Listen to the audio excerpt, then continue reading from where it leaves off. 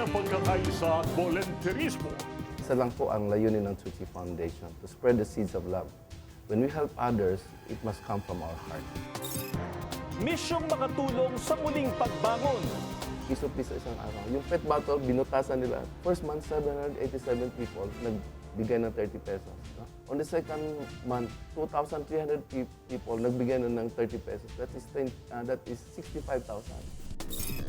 Samahang nagtataguyod ng proyekto ng pagkakawang gawa mula sa sama-sama ang pagtutulungan ng kanilang mga miyembro sa buong mundo. Info si Paring Ray lang. Telang gawa sa pet bottles, instant rice na di kailangang iluto, at cash for work, ito ay ilan lamang sa kanilang proyekto na bahagi ng kanilang misyon. Ang mga detalye ilalahad ngayong hapon. Ako naman ang inyong kasangga, JR Langit.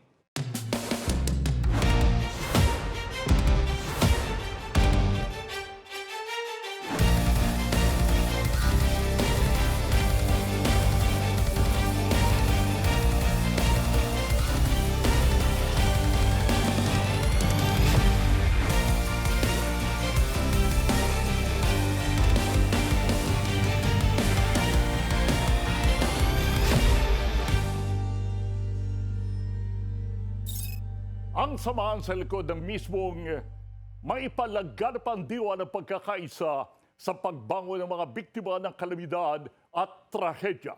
Kilalanin natin ang Tzu Chi Foundation.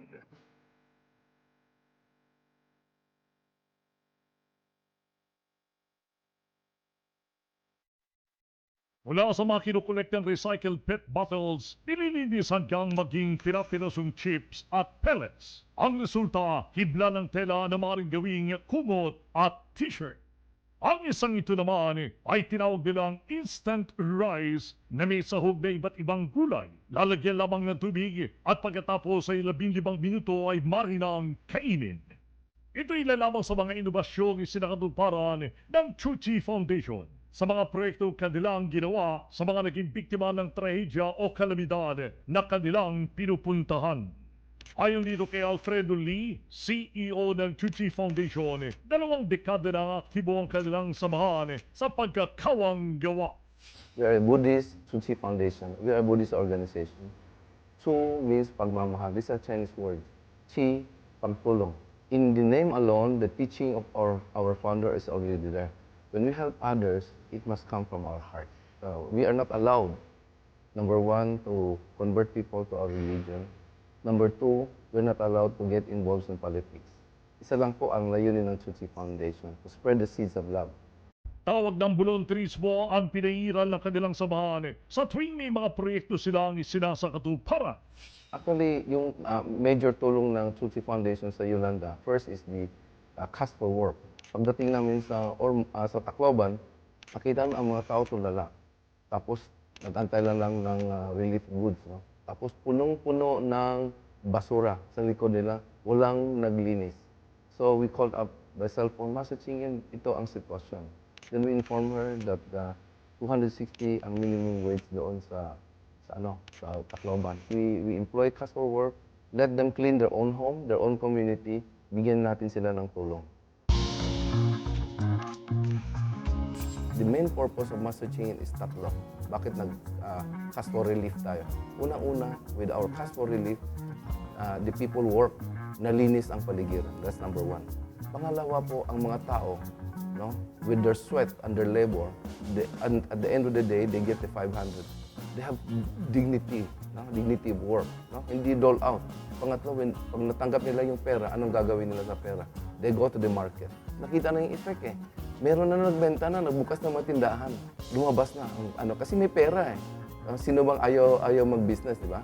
And imagine, every day, we have 15,000 cash for relief. We are pouring in millions, no? Every day into the economy of Tacloban. And that begins, Tacloban nag-recover agad yung economy niya.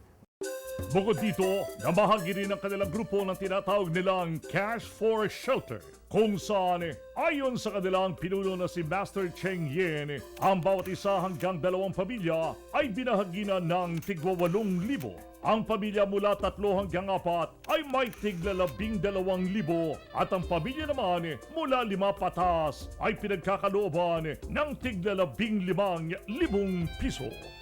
Muntik ako mahulog sa upuan ko kasi. Tapos sinabi ko sa kanya, how many families are we going to give?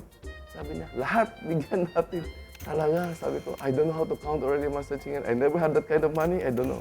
We have only collected about 100 million in the Philippines. Kulang ang pera namin. Sabi ni Master Ching, don't worry about the money. I will instruct all Chuchi branches worldwide to go on the street to solicit funds, ipadala sa inyo. All these things that we gave out, it must from our hands direct to the beneficiary. Hindi pwede namin ibigay sa government official, hindi pwede sa kay Master Ching. Kailangan kami po.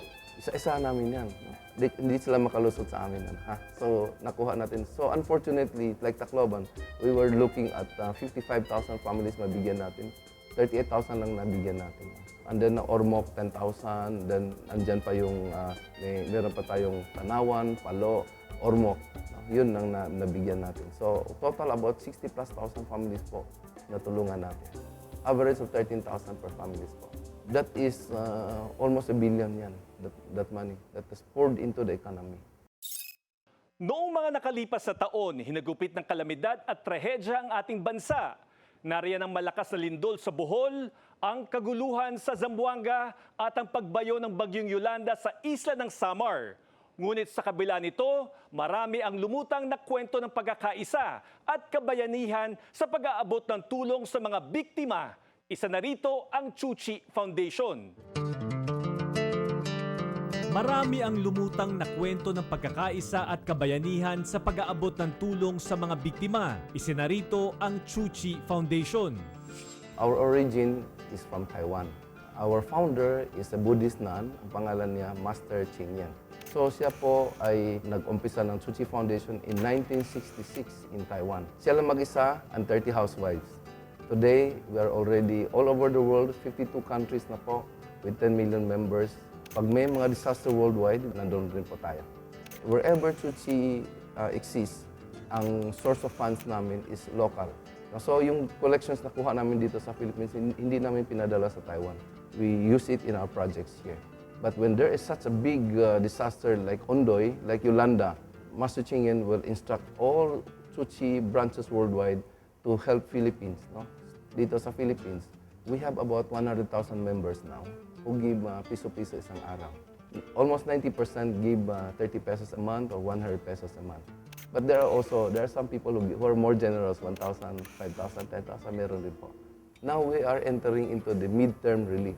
The midterm relief, most important is dalawang aspect. One is the temporary classrooms that we are building, in Zamboanga. Hindi pa natin nalimutan yung Zamboanga, hindi pa natin nalimutan yung Bohol at saka Leyte po. Last year, we installed 190.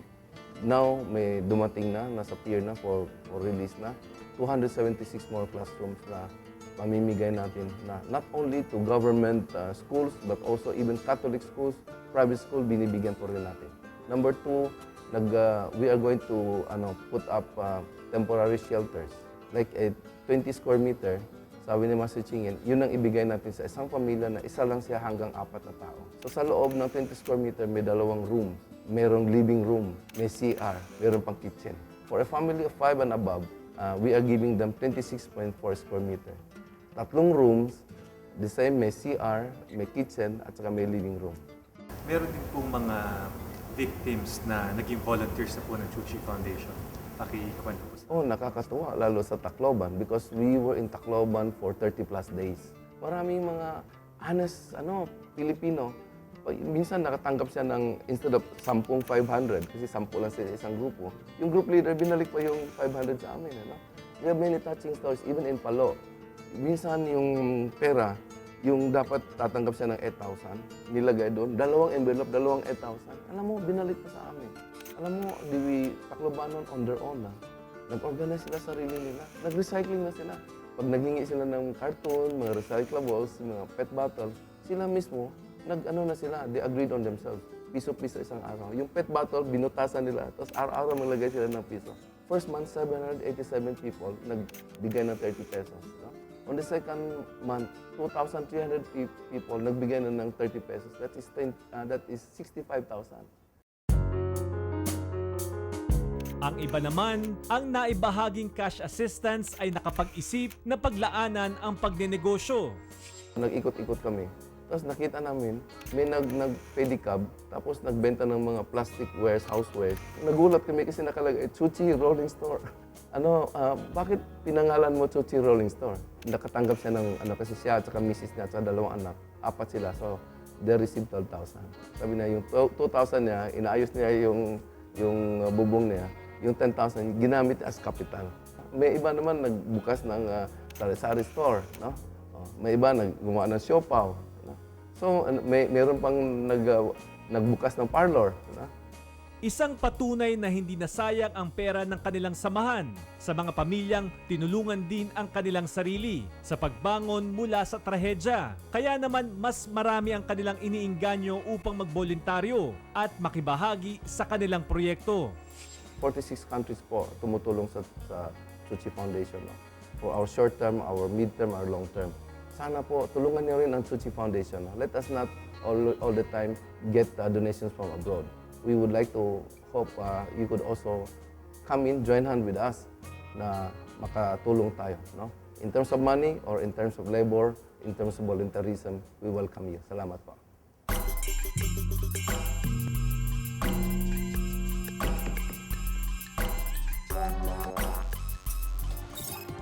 Sa ipinakitang ehemplo ng Chuchi Foundation, nasaksihan natin ang iba't ibang mukha ng pagtulong sa kapwa.